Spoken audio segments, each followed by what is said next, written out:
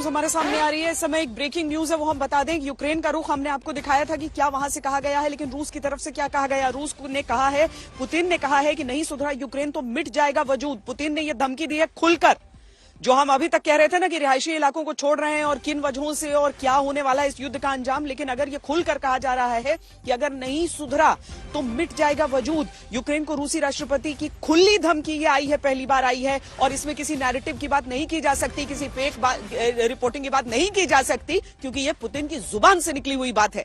पश्चिम के इशारे पर खेल रहे हैं ज़ेलेंस्की, ये पुतिन की तरफ से कहा गया है। यूक्रेन को परमाणु शक्ति बनाना चाहता है यूएस, ये पुतिन ने कहा है। यूक्रेन के भविष्य पर सवालिया निशान, ये पुतिन ने कहा है। ये सारे सवालिया निशान लगाते हुए रूस के राष्ट्रपति पुतिन की तरफ से ये धमकियां दी जा रही हैं यूक्रेन को, और सीधे तौर पर जो कहा जा रहा है वो यही इशारा कर रहा है कि पुतिन आगे बढ़ेंगे, रुकने वाले नहीं है। गौरव, जिस तरह से ग्राउंड से सारी चीजें निकल रही हैं, पुतिन की यह धमकी आ रही है, अब ये किस परिप्रेक्ष्य में देखें?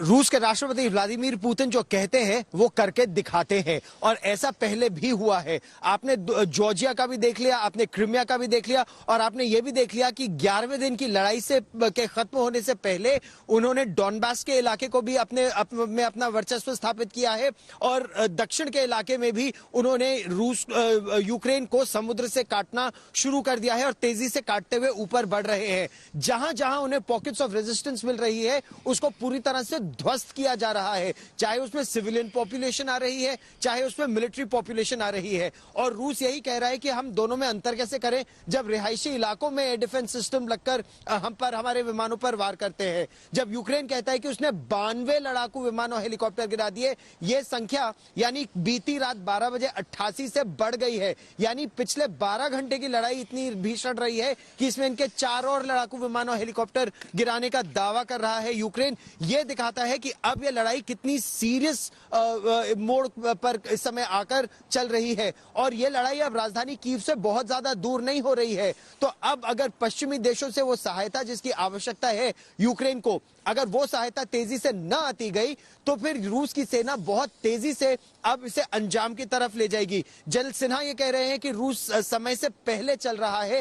रूस का यह आकलन है कि उसे 15 से 20 दिनों में यहां पर सत्ता परिवर्तन करना है। हालांकि शुरू का उनका प्लान था, जिस तरह से कहा जा रहा था कि वो जब आएंगे अपना डर दिखाएंगे, उनकी सेना को देखते ही यहां पर वो परिवर्तन शुरू हो जाएगा। ऐसा हुआ नहीं। तो रूस भी अपने आप को रियलाइज कर रहा है, जिस तरह से उसके ऑपरेशन शुरू में चल रहे थे, और जिस तरह से अब बड़ी मिसाइलों का इस्तेमाल और ज्यादा लड़ाकू विमानों का इस्तेमाल हो रहा है। तो दोनों ही तरफ से प्रयास चल रहा है, एक तरफ से बचाव, एक तरफ से बड़ा अटैक, ताकि सत्ता परिवर्तन हो जाए। और जितनी भी शांति की बातें हैं, जो जमीनी आकलन है वो यही है कि रूस सत्ता परिवर्तन से पहले मानेगा नहीं। वो यहां सत्ता परिवर्तन भी करेगा और इस देश को डीमिलिटराइज भी करेगा, क्योंकि जो देश 8 साल से नेटो देशों के साथ एक्सरसाइज कर रहा है वो सेना रूस के साथ नहीं काम कर पाएगी। इसीलिए यहां के हथियार, यहां की सेना, इन सबको अलग करके वो एक नई सेना रूस खड़ा करने का प्रयास करेगा। उसमें